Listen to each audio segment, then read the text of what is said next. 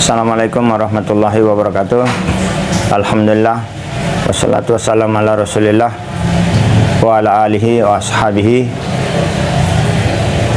Perkenalkan, nama saya Ali Akbar Louis Mon. Ali Akbar bukan nama lahir saya. Nama lahir saya Louis Montero.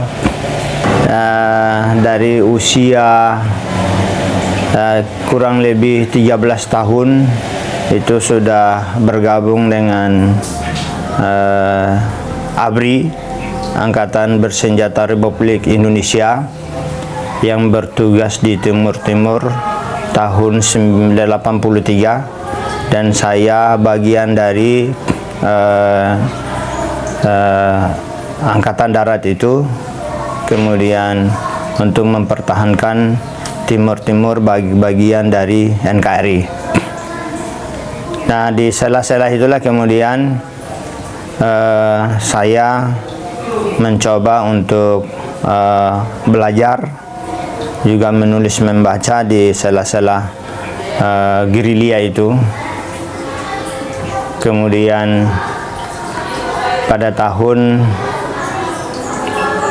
89 saya dikagetkan satu peristiwa besar, yaitu di mana peristiwa itu Indonesia saat itu sedang dikunjungi salah satu tokoh agama dunia, yaitu Yohanes Paulus II. Begitu sampai di Indonesia, yang membuat saya cukup tercengang dan bertanya-tanya, kenapa justru dia melakukan suatu ritual yang sebenarnya dia tidak pernah ajarkan kepada pengikutnya, tapi justru ajaran ritual itu dilaksanakan oleh agama lain, dalam artian agama Islam. Yaitu begitu turun dari pesawat, beliau langsung sujud di atas karpet merah, dan waktu itu disambut langsung oleh Presiden Soeharto di Bandara Soekarno-Hatta. Kalau mungkin sampai hari ini videonya bisa diputar ulang, bisa dilihat. Saya yakin itu masih ada, dokumennya masih ada. Waktu itu televisi kita satu-satunya hanya TVRI, belum ada televisi swasta yang lainnya. Dan membuat saya penasaran. Kemudian saya bertanyalah kepada beberapa orang, termasuk beberapa tokoh yang ada di kampung saya, termasuk TNI yang ikut menyaksikan peristiwa itu. Saya tanya, apa ini betul yang dilakukan oleh seorang tokoh agama dunia ini? Jangan-jangan saya yang salah. Setelah saya konfirmasikan semua, ternyata hal itu benar. Setelah itu saya mencoba mencari lagi sisi yang lain, yaitu tanya sama salah satu tokoh agama. Waktu itu beliau menjabat sebagai ketua MUI, almarhum. Saya tanya, sebenarnya Islam ini apa? Kok Yohanes Paulus melakukan satu ritual yang sebenarnya tidak diajarkan kepada pengikutnya? Hanya saja beliau mengatakan itu adalah strategi politik yang dimainkan oleh Yohanes Paulus supaya bisa dihormati oleh umat Islam Indonesia, karena umat Islam Indonesia ini adalah mayoritas. Untuk menghormati mayoritas, maka itu dia lakukan. Nah, maka mulai saya ambil kesimpulan bahwa kenapa seorang tokoh agama melakukan intrik politik untuk menarik perhatian orang lain. Di situ saya katakan bahwa dalam hati saya katakan bahwa ini adalah seorang tokoh agama atau tokoh agama dunia. Di sini dia juga tidak menghargai agama orang lain. Tidak menghargai agama orang lain artinya dia melakukan sesuatu yang memang bukan bagian dari ajaran agama dia. Ada satu doktrin, begitu sampai di Timor, itu pihak gereja memberikan satu doktrin bahwa siapa yang tidak mencium tangan Paulus, maka dia akan mendapatkan musibah. Imam musibah itu dia sakit, atau dia mati, atau musibah yang lain. pasti akan kena musibah.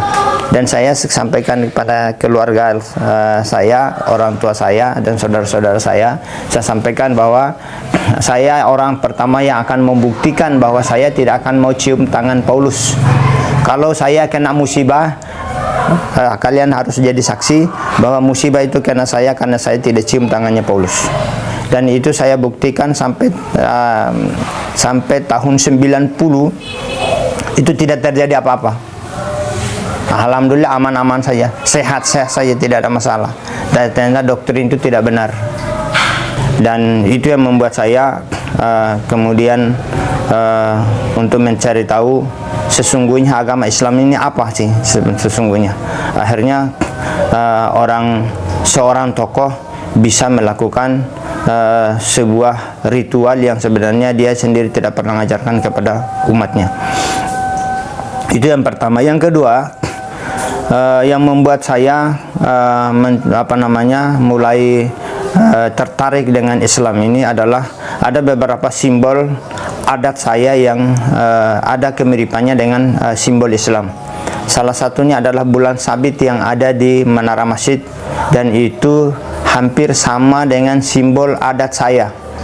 Kalau pemirsa bisa lihat di ke Taman Mini, simbol itu masih ada di Taman Mini.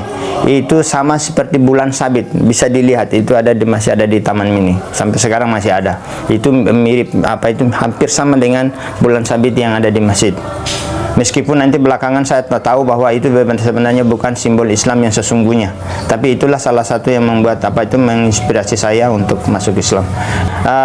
Ada lagi satu alat untuk upacara kenegaraan, upacara adat, itu hampir sama dengan satu alat yang ada di Indonesia juga, yaitu beduk. Kalau di kampung saya ukurannya kecil, dibuat dari kulit kambing. Tapi yang ada di masjid itu dibuat dari kulit sapi. Bentuknya sama, hanya ukurannya yang berbeda. Nah, itu membuat saya ada kesamaan. Dan setelah saya lihat ternyata ajaran budaya saya dengan Islam itu dari simbol kebudayaan itu hampir sama. Ada kemiripan. Itu yang membuat kesimpulan sementara buat saya pada saat itu bahwa adat saya ini cenderung ke Islam ini hampir sama. Itu yang ketiga adalah ketika di kampung saya ada orang meninggal, waktu itu kakek saya yang meninggal, itu dikuburkan persis, proses pemakamannya hampir sama seperti orang Islam. Hanya saja pada saat itu yang dipakai bukan kain putih. Kalau di kampung saya ada namanya pakaian adat. Kalau nggak salah itu ada teman-teman yang dari dari perbatasan itu ada bawa itu kain. Nah, itu yang dipakai untuk dibuat kain kafan untuk dikuburkan begitu saja, tidak pakai peti.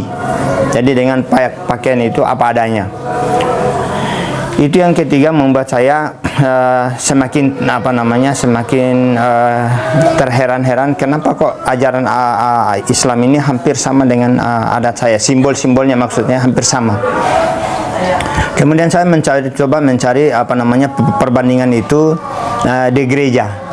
Dan akhirnya saya temukan di gereja apa yang saya temukan di masjid dan apa yang saya temukan di simbol budaya itu tidak ada. Yang ada di gereja itu adalah lonceng.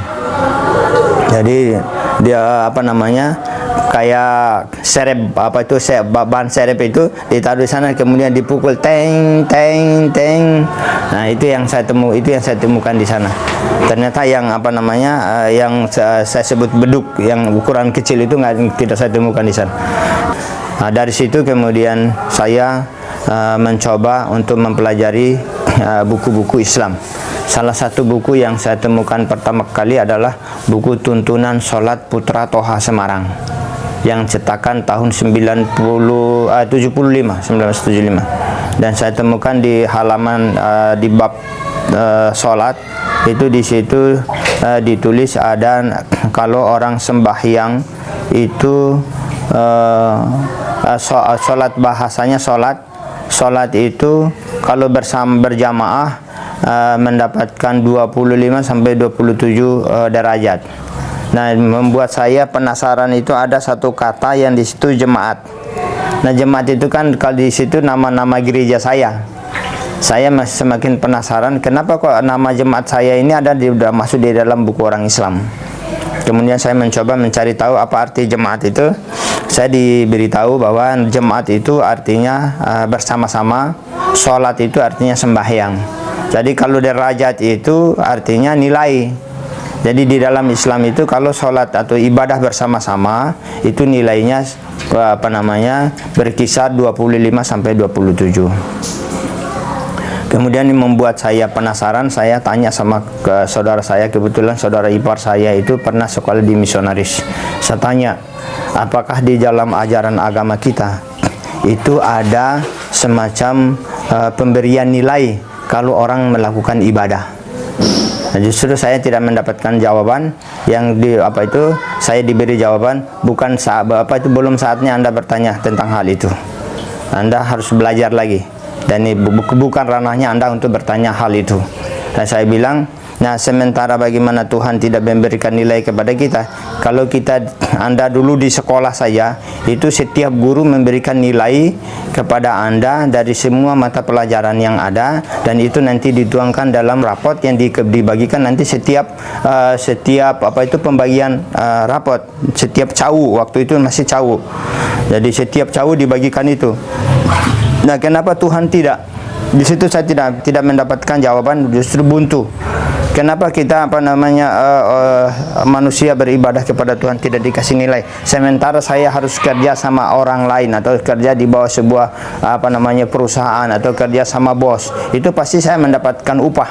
Masa saya sama Tuhan disuruh beribadah, disuruh kerjakan ini, kerjakan itu, tidak dapat upah? Kan sesuatu yang tidak bisa masuk akal aja. Berarti hanya dapat capek.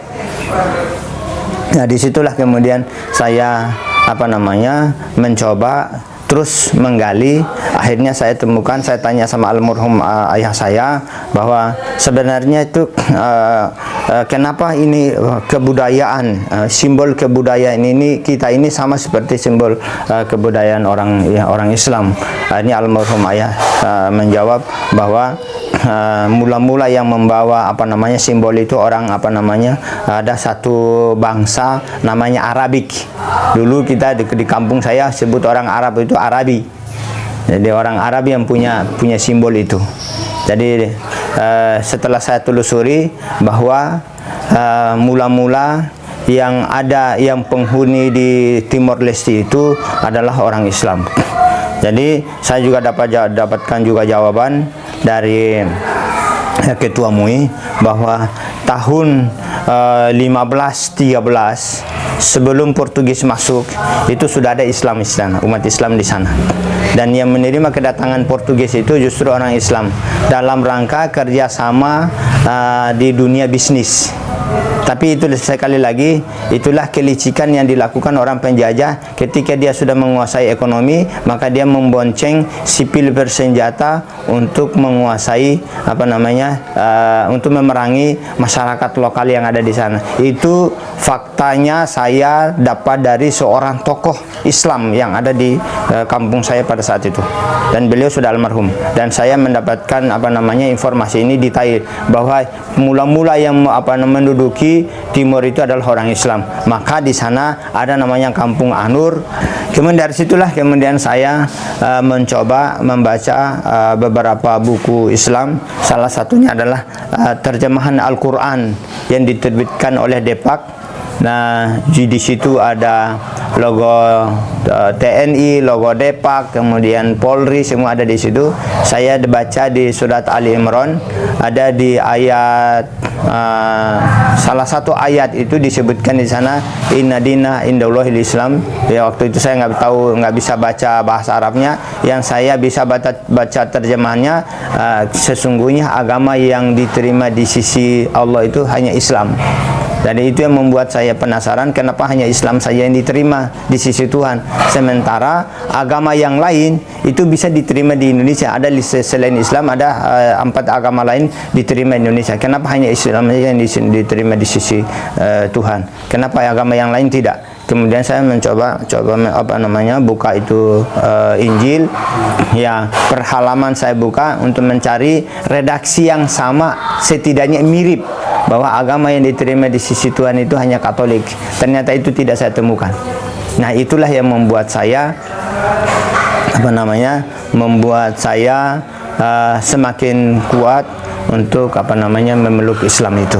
Dan ditambah dengan peristiwa datangnya Yohanes Paulus itu. Setelah itu beberapa tahun kemudian, ya saya mencoba meyakinkan diri saya bahwa saya harus masuk Islam, dan saya sampaikan ke ke tentara. Saya bilang, Pak, saya mau masuk Islam, tapi justru saya dikasih tantangan. Tantangannya, kalau Anda masuk Islam, resikonya besar. Saya tanya, tantangan apa itu, resikonya apa? Kalau Anda masuk Islam, pilihannya Anda diusir dari kampung halaman, atau Anda akan dibikin cacat seumur hidup, atau dibunuh.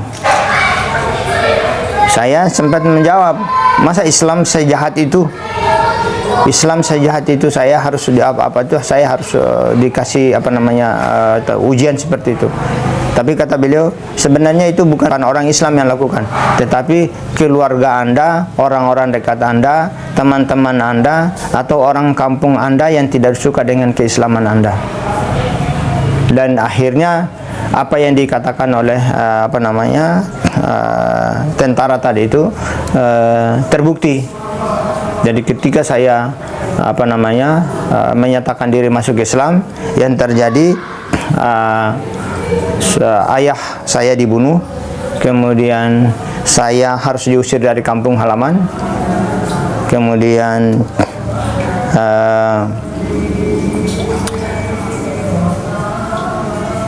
ya harta juga habis, semua harta yang ada di rumah mereka ambil semua. Ya, jalan satu-satunya memang saya harus pilih keluar. Jadi setelah saya masuk Islam, saya keluar, tapi orang tua saya belum masuk Islam. Waktu itu memang belum masuk Islam. Dan setelah saya keluar, kemudian belajar di Jawa, dapat setahun kemudian saya balik lagi. Ya, alhamdulillah saya balik, sempat mengislamkan dulu kedua orang tua saya, baru orang tua saya dibunuh. Dan dibunuhnya di bulan Ramadan 2 hari mau Lebaran tahun 97, ayah saya dibunuh.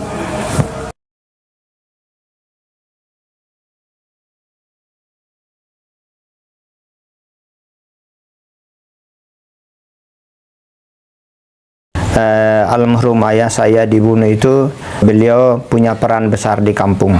Hanya beliau tidak termasuk tokoh yang terkenal sekali, tetapi beliau tokoh di lingkungan keluarga, dinobatkan menjadi tokoh adat di kampung saya.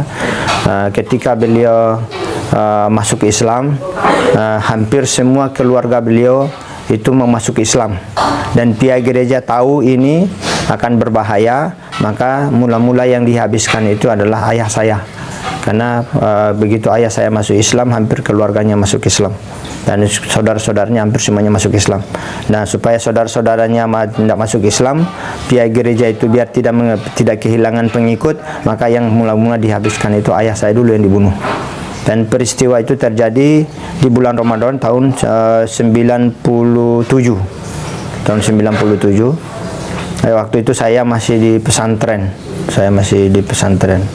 Jadi begitu beliau berangkat pergi sholat Jumat, ya jaraknya cukup jauh. Kira-kira dari sini sholat Jumatnya ke Bintaro lah, kira-kira begitu. Jalan kaki pulang pergi.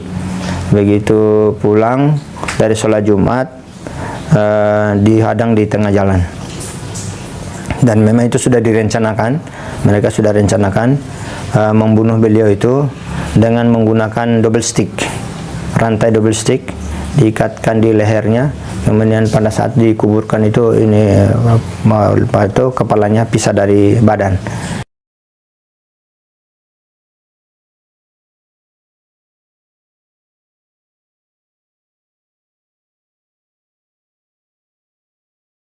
Ya, saya sih berharap kepada teman-teman saya yang dulu pernah memusuhi saya, mereka pernah mengeroyok saya, keroyokan yang saya sebutkan di Pasar Bekora, Dili Timur. Ya, sampai sekarang di Timur itu masih ada. Kalau sampai ada teman-teman yang mendengarkan apa yang saya sampaikan hari ini, ya saya sedikit pun tidak ada memusuhi kalian.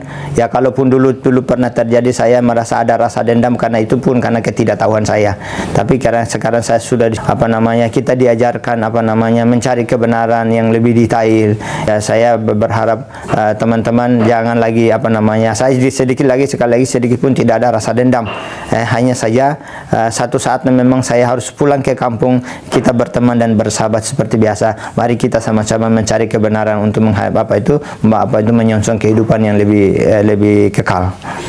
Pesan saya, dan pesan saya buat keluarga dan saudara-saudara saya yang di kampung, kalau memang mereka memang beberapa kali mereka berharap supaya saya pulang ke kampung, tapi saya pesan dari ini, saya lewat ini saya pesan bahwa saya akan pulang, tapi dengan catatan bahwa dulu saya meninggalkan kampung halaman karena untuk memperjuangkan Islam ini, dan Islam yang saya perjuangkan saya sudah dapat. Jika kalian mau masuk Islam, saya ajak. Kalau mau masuk Islam, saya kembali dan saya ajarkan Islam. Mari kita masuk surga bersama-sama. Pada tahun 99 dengan kondisi begitu sudah tidak kondusif dan tanda-tanda Timor ingin memisahkan diri dari Indonesia, maka tahun 99 itu saya boyong orang tua saya dan adik saya, kami menyeberang ke Pulau Bali. Tinggal di Bali, kemudian saya kembali ke pesantren, selesai di pesantren tahun 2000, kemudian tahun 2001 saya dipanggil untuk belajar ke Universitas Islam Madinah sampai tahun 2003. Qadarullah, paspor saya hilang, nggak bisa balik.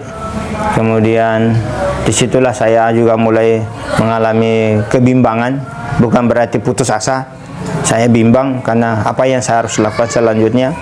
Saya hanya minta petunjuk sama Allah dengan istikharah, saya minta ada 3 hal yang saya minta. Salah satu itu saya minta yang terbaik dari Allah, yaitu memang sudah usianya saya harus menikah. Kalau memang menikah itu lebih baik, maka beri saya kemudahan untuk menikah. Kalau menikah ini masih belum terbaik, kalau merawat orang tua yang lebih baik, karena memang itu adalah anjuran Rasulullah. Salah satu perbuatan yang dicintai Allah adalah merawat orang tua, birrul walidain. Saya minta kepada Allah, kalau memang ini yang terbaik, maka beri saya kemudahan, keikhlasan, kesabaran untuk merawat orang tua saya. Atau saya harus belajar lagi, karena belajar juga manfaatnya besar. Kira-kira dari ketiga ini yang mana lebih baik bagi saya untuk masa depan saya, agama saya, dan generasi Islam yang lain dan keluarga saya, kira-kira mana yang terbaik. Akhirnya dijawab oleh Allah, yaitu yang ketiga, harus belajar lagi.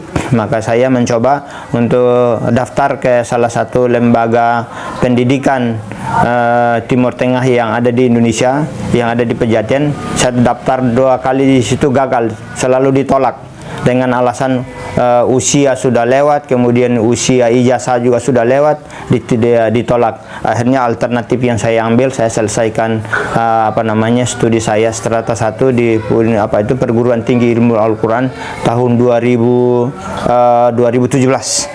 Saya selesaikan di sana, kemudian saya pulang menjalankan sunnah Allah, yaitu sunnah Rasulullah, nikah. Setelah itu tahun 2011 saya dipanggil kembali untuk untuk meneruskan belajar bahasa Arab ini di lembaga yang dimana tadi saya ditolak. Alhamdulillah, saya daftar ketiga kalinya bisa diterima di sana. Kemudian di sela-sela dari belajar itu, saya juga mendapatkan tawaran untuk bergabung bersama Ustaz Syamsul Arif bin Ababan di pesantren beliau, pesantren Mu'alaf Anaba Indonesia yang ada di Bintaro.